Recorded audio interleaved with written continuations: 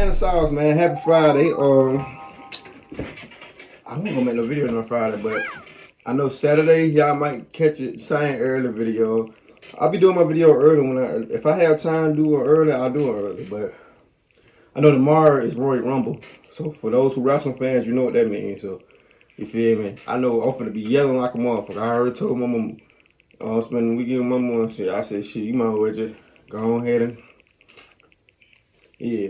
But that being said, they go ahead and you know what I'm saying, do this video. You feel me? How y'all Friday going? Hope it's a good one. There's almost 7 million people that follow me. Somebody's gotta know something. My son was murdered. He was shot. And I want you to look at my son. Look at my son.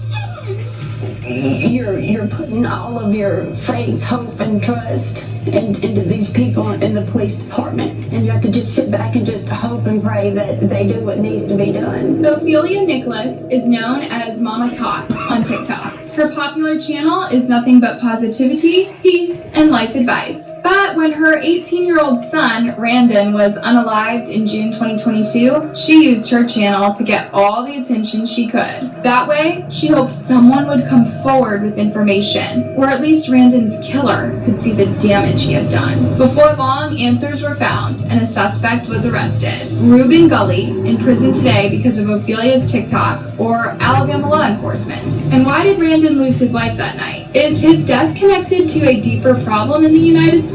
This is the full story of Brandon Lee and Ophelia Nichols. What you mean by that? In the last days of June 2022, Mama Tot posted a new video on her TikTok account. Mama Tot's 7 million fans expected another positive message, inspiring peace and love. But this time her video was shockingly different. I ain't never asked y'all for anything, but I need your help with this. There's almost 7 million people that follow me. Somebody's got to know something. On the evening of June 24th, law enforcement in Mobile, Alabama contacted Mama Tot, real name Ophelia Nichols, with tragic news. Her youngest son had just lost his life. My son was murdered. He was shot. And I want you to look at my son.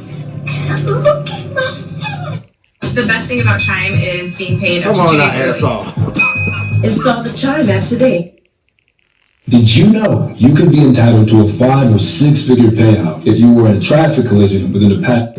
Ophelia appealed to her audience. She wanted everyone to get a good look at the young, innocent boy whose life had just been taken. It was a senseless act, and Ophelia was desperate as she did not know what exactly had happened. Moreover, she was outraged at the thought that her son's killer was still out there, possibly putting other lives in danger. They're out there, living and breathing.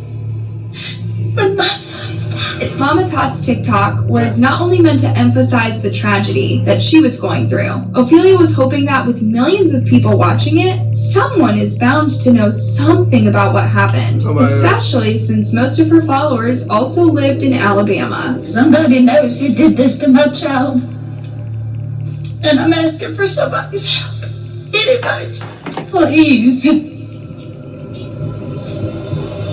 Please. All right, Look at you. You done made it a whole nother year, honey. It's 2024. And you might have fought with yourself a whole hell of a lot of times last year, but you're not going to do that this year. These are the kinds of videos Mama Tot posts on her TikTok on a daily basis. I ain't gonna lie, I know how I feel. Well, I ain't gonna say I know how I feel, but you know what I'm saying? I lost a close friend, you feel me? And to see that pain on his mom and on his dad, man, that shit is crazy. I ain't gonna count, man. That shit make you want to, you know what I'm saying, change about life, like change shit. You know what I'm saying? Just people could try to kill you, just, you know what I'm saying? Anyway, go watch the podcast, okay? She encouraged her followers to see the silver lining in difficult situations, to leave toxic environments, and to grow into mature, healthy, happy people. She also gushed over her family from time to time. One of her loved ones was her son, Brandon Lee. Here's my youngest. Yo, that's my baby child right there. Randon was getting ready for his 19th birthday party on June 25th, 2022. Just one day before his birthday, though, his mother was visited by authorities with the worst kind of news. On June 24th, Randon drove out to a gas station in Pritchard, a suburban area of Mobile, to meet someone. Someone had gotten into his car. I'm gonna make sure, man. A day before his birthday, a day before he was born, he died.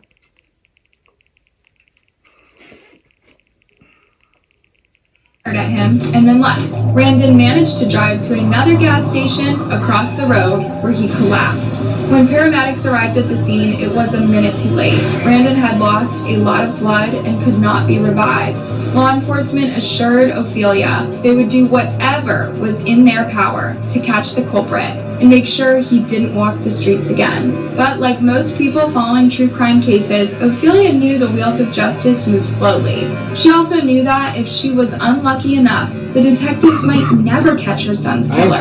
Sometimes there's not enough DNA evidence or CCTV footage to track down another suspect. Sometimes cases simply go cold. So, Ophelia decided to put her large fan base to good use. After releasing her heartfelt TikTok, Ophelia gained attention throughout the United States. That's when Fox News contacted her for an interview. It was there that she explained why she wanted her followers to know what had happened. People talk.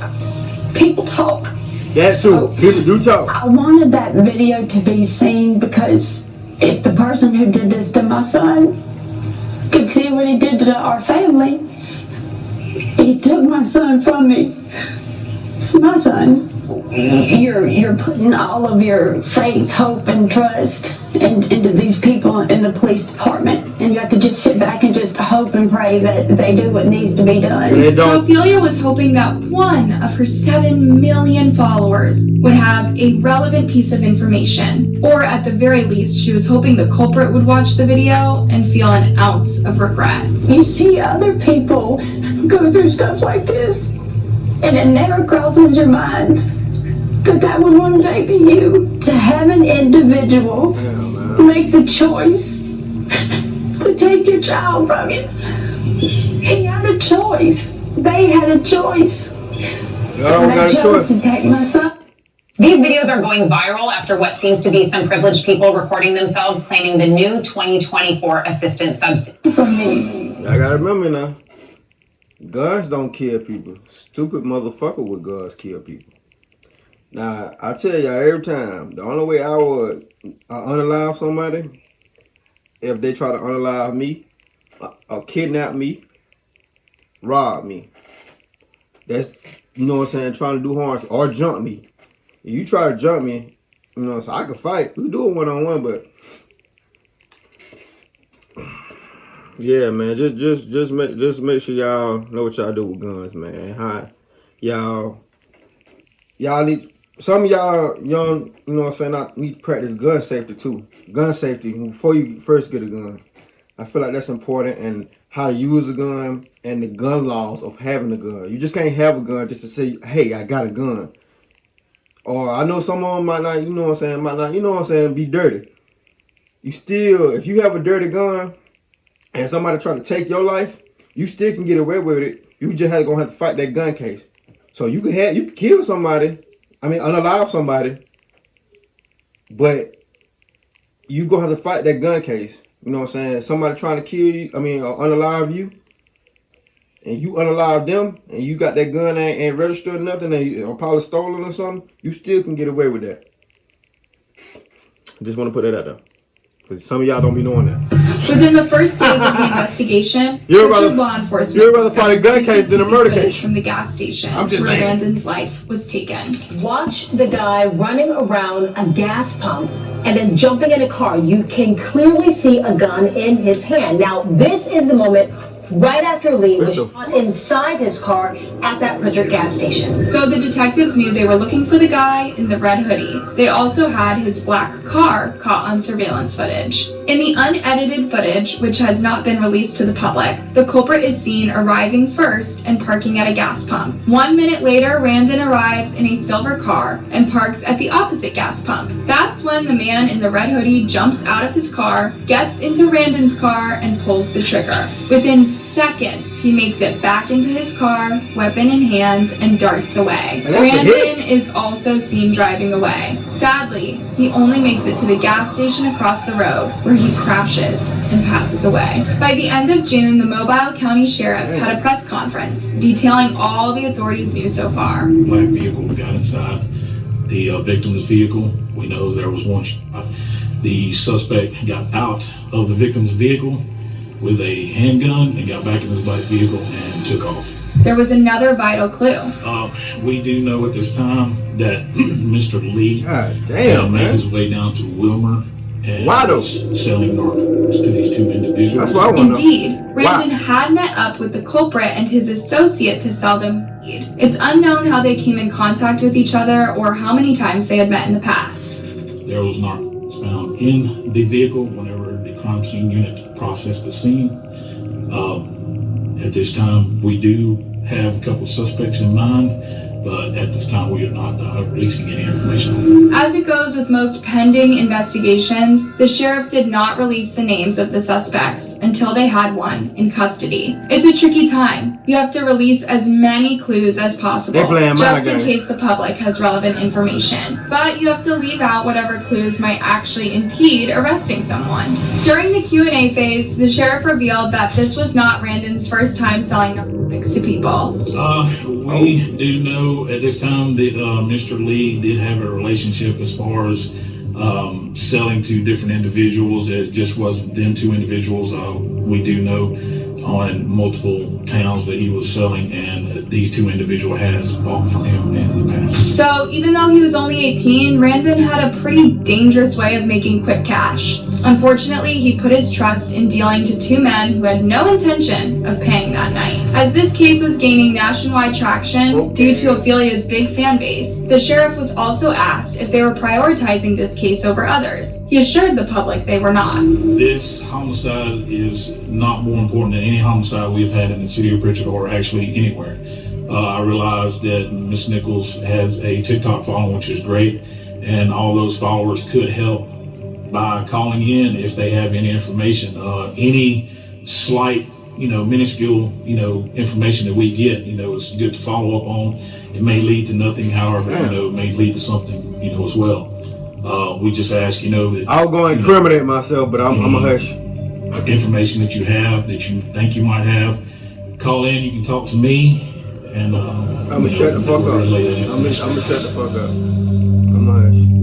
Throughout the summer of 2022, authorities pieced together information, and Randon's family took to the internet, pleading for anyone with any relevant information to phone local law enforcement. His family also went out to celebrate his 19th birthday in his absence. This is for jobless Americans. I've been telling you guys for months to claim this free $6,400. My kids and their cousins and his girlfriend and friends, they all went out to eat and celebrated his birthday with a birthday cake. However, Ophelia confessed she couldn't do that, not so soon after losing Randon. I can't because I just really couldn't see, happy birthday, Randon. So I just walked outside and I talked to the sky and I told my son, happy birthday. But she made one thing clear. Until a suspect would be in custody, there would be no closure for Ophelia. My family... That means she ain't celebrating to her damn... I can't move on. My children can't move on. Until the person that did it locked up, which is understandable.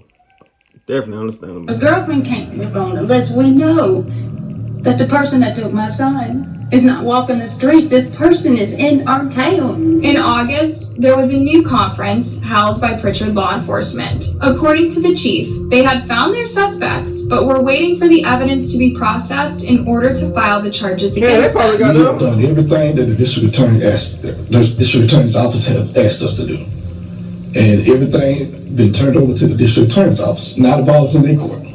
And that's what I'm gonna say about that. In mid-August, almost 2 months after Randon died, there was a breakthrough. A 20-year-old man turned himself in, confessing to taking Randon's life. The mother of a teenager murdered in June speaks out after her son's suspected killer was arrested. 20-year-old Reuben Gully turned himself into Pritchard police late yesterday afternoon. Mama Tot, whose real name is Ophelia Nichols, says she's grateful for the arrest, but now 2 families are in pain. It's unclear whether Gully turned himself in because the mounting evidence against him was inevitable, or because the pressures of Mama Tot's TikTok were finally getting to him. Was there something on his conscience, or did he realize there was nowhere to run, and turning himself in looked better to the judge than trying to flee the state and getting arrested?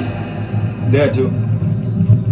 Today, a judge ruled there is enough evidence to send the murder case surrounding the son of a TikTok influencer to trial. Yes, during today's preliminary hearing, Judge Spiro Kirigadis said he is sick and tired of seeing drug-related homicides in Mobile. WKRG also revealed that one of the crucial bits of evidence involved a phone call between Randon and Gully just minutes before Randon lost his life. We learned today that Gully made a phone call to Lee 2 minutes before Lee was shot and killed. Details of the phone call weren't discussed today during the hearing. According to a Pritchard detective who testified at the hearing, he spoke to Lee's girlfriend and says Lee would buy drugs from Gully previously and was planning to buy that night of his.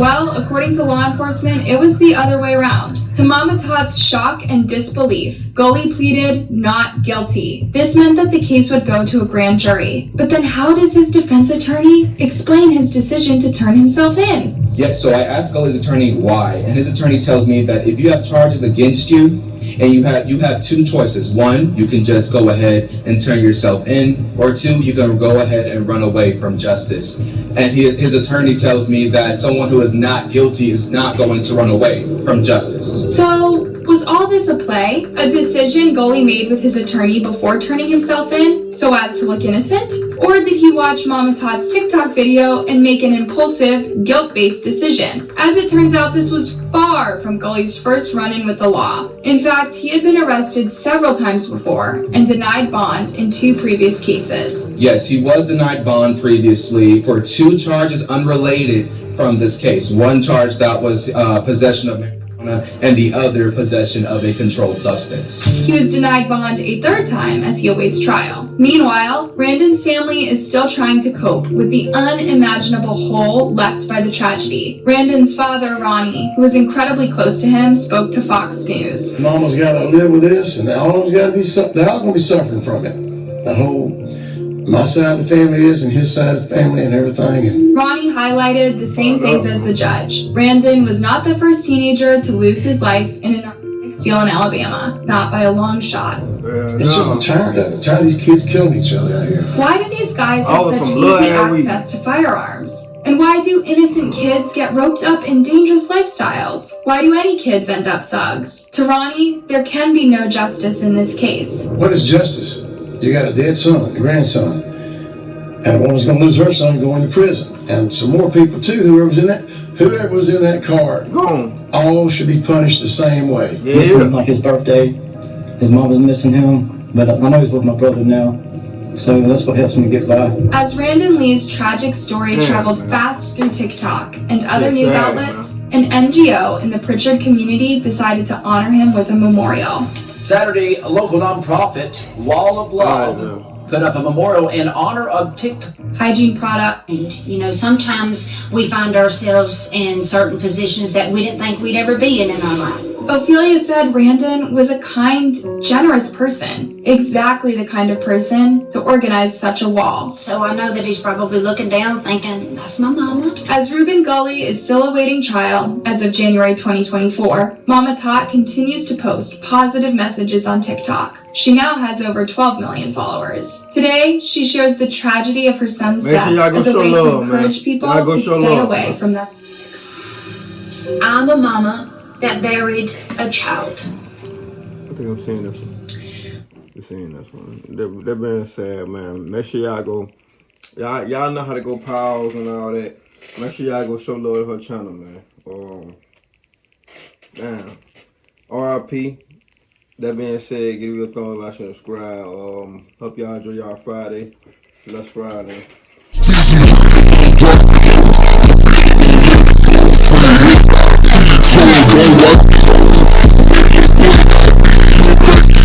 Cold